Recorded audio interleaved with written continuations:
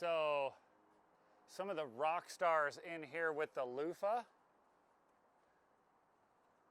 are the wasps and hornets. They've been in here just like patrolling.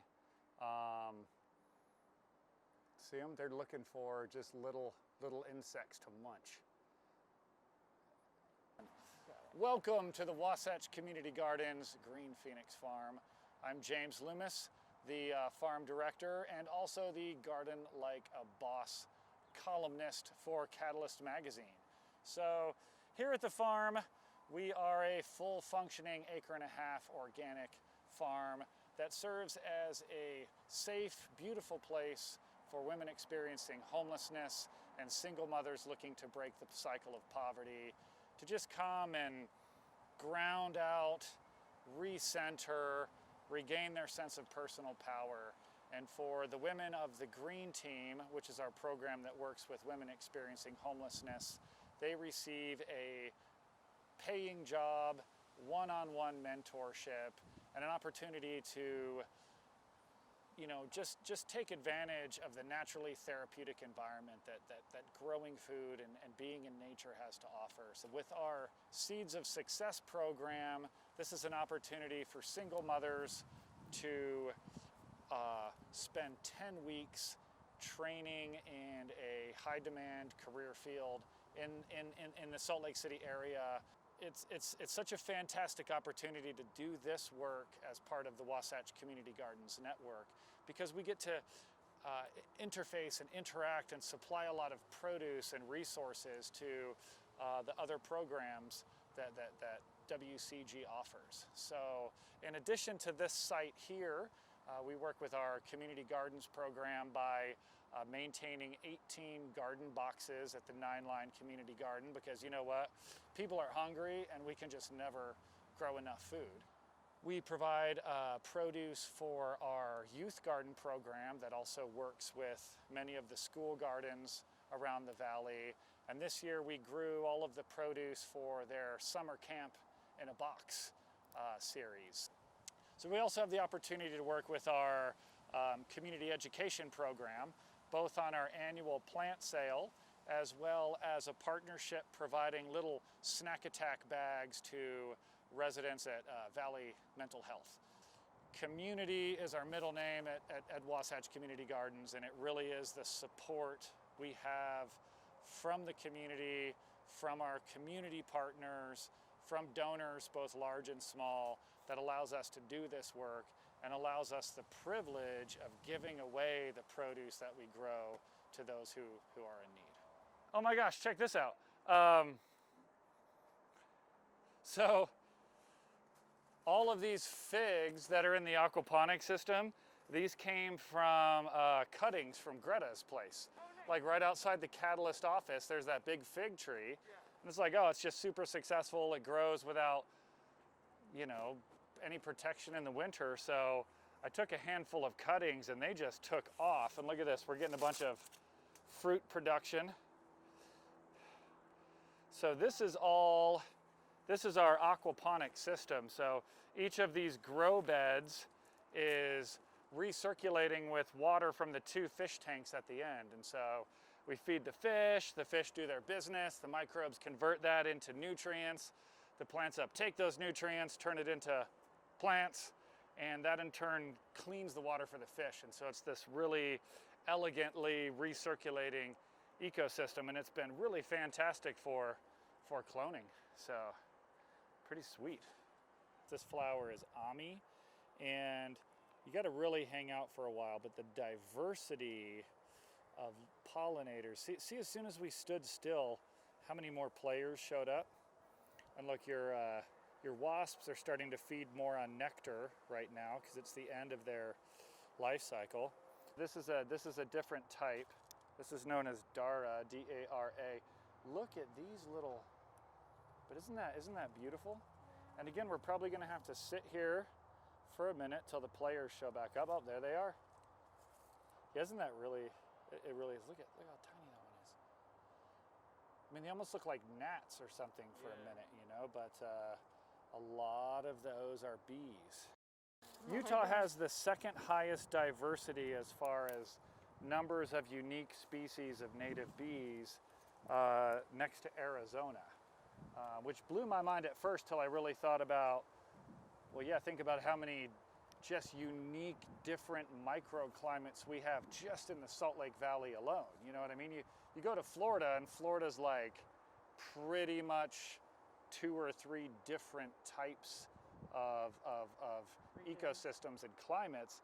I mean, look at where we are here as opposed to Cottonwood Heights, as opposed to at the base of Brighton, as opposed to the top of Kings Peak versus out on the edge of the Great Salt Lake.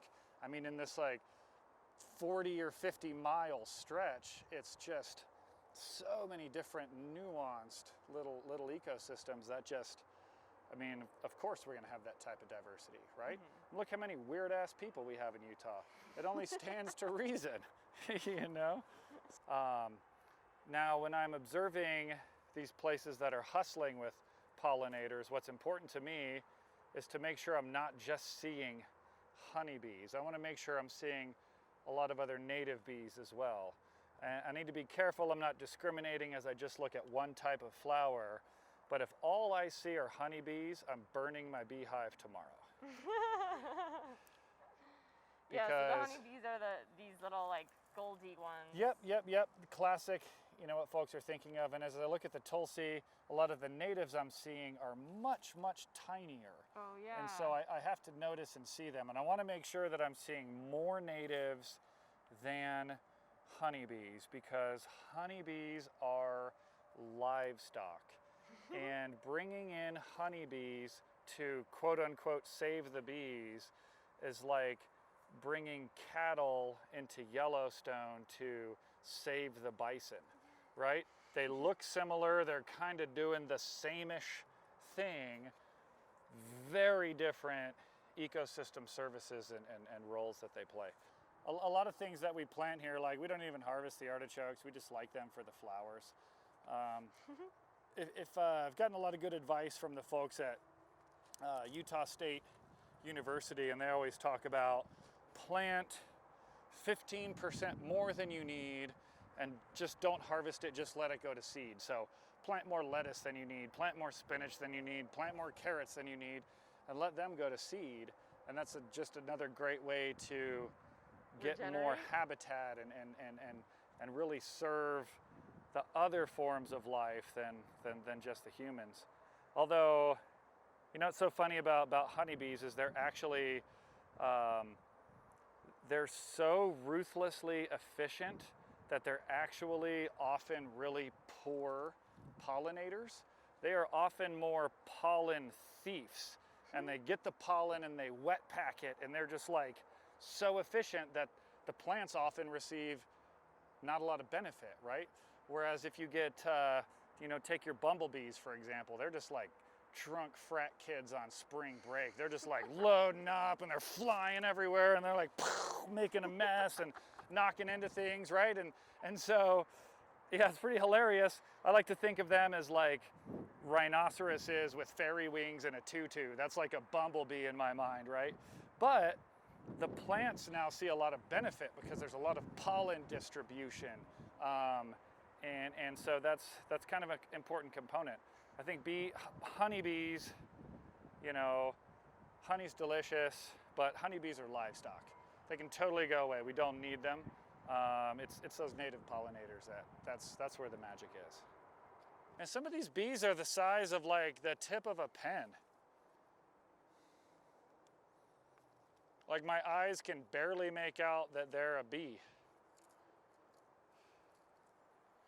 Do you know how to tell the difference between bees and flies? Because there's a lot, like people think of, people think of flies as house flies, but there's a lot of really beneficial flies like syrphid flies or hover flies, which are an important predatory insect. And it's pretty easy to tell the difference because bees got little tiny eyes and flies got like big old Burning Man goggle wrap around your face eyes. You know what I'm talking about? Mm-hmm. That's a pretty easy way to tell them. A lot of these flower crops are really tedious because we have to come in every day or every other day, and we're kind of waiting for the right stage of that flower. you know, because we have our, of course, here's our pre-flower, you know, here we're actively flowering. Then we have our post-flower, and you can start to see those seeds starting to develop in there.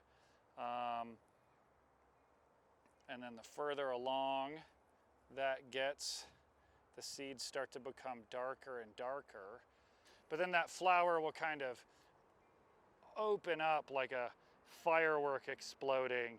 And it's that point right when it starts to open, you just brush your finger and the seeds fall right off, which of course means timing is of the essence, because otherwise all the seeds go on the ground and we don't get paid. All right, take a snack break. Asian pears. Sophie, your Asian antenna? pear? Yeah. Incoming. Thank you. So this is Yarrow. This is another really great plant, especially in our climate, because there's a lot of native types of yarrow in the Great Basin bioregion. But especially for me, when I'm trying to attract predatory insects, I'm looking for big clusters of small flowers. That's what tends to attract most of the predators that I like. And predatory insects and nectar sources are really important, because for most predators, the adults generally feed on nectar. So things like ladybugs and lacewings. Like ladybugs, a lot of people talk shit like, oh, they're not that effective as far as like predatory insects. I buy them and they fly away, right? Well, they flew away because you didn't have the nectar, because the adults want the nectar.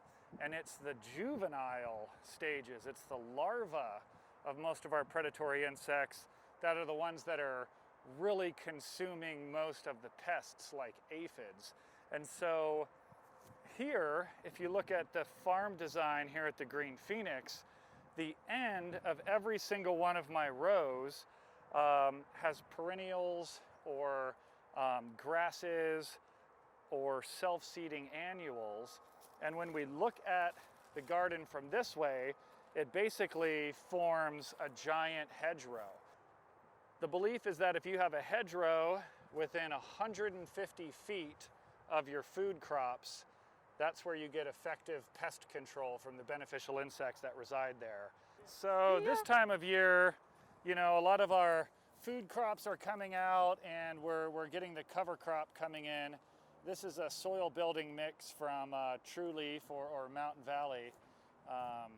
And cover cropping is a great strategy because soil is alive, and that life in the soil interacts with the plants, who are using that sunlight energy and the carbon they acquire from the atmosphere to produce starches and sugars to feed the life in the soil that in then return services to the plants. And so by always keeping that cycle happening, we can continue to build the health and the tilth. It's interesting, nitrogen is the #1 used fertilizer in agriculture around the planet, and is also one of the leading sources of water pollution. Agriculture is the #1 source of water pollution on planet Earth. And what's interesting is the atmosphere is 2/3 nitrogen, right? Like, duh. Unfortunately, plants cannot utilize that nitrogen that's in the atmosphere. So what we need to do is grow a certain class of plants known as legumes. People often think of beans and peas, but we also have vetch and all classes of plants. There are trees and shrubs and all kinds of things that are legumes. And a legume can form a symbiotic relationship with a certain class of bacteria, and in essence, take that nitrogen that's in the air and put it into the soil in a form that plants can use. Ultimately, permaculture is the design theory underpinning how we as human beings can continue on our society and civilization indefinitely. And the only way to do that is to build and live and behave in a way that supports and enhances the ecosystem that we inhabit. Because sustainability is here, right? That's just like, oh, we're gonna keep doing what we're doing. We're not even just sustainable, we're down here in these destructive behaviors.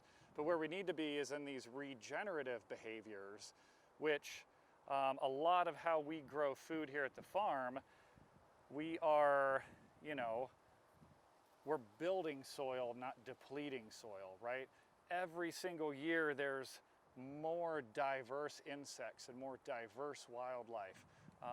When the rain hits the farm, and we live in a polluted city, let's be honest, especially when that inversion and stuff hits and all that nasty stuff's coming down, right? It hits this 2-foot layer of wood chips that's just full of mycelium, which can process and remediate all of the toxins and literally clean that water as it's moving through, right? And I don't have to even do anything, right? I just understand that if I put the wood chips down, the mycelium will come, that will clean the water, and guess what? No weeds, ta-da! Like less work, like pow, what do you want?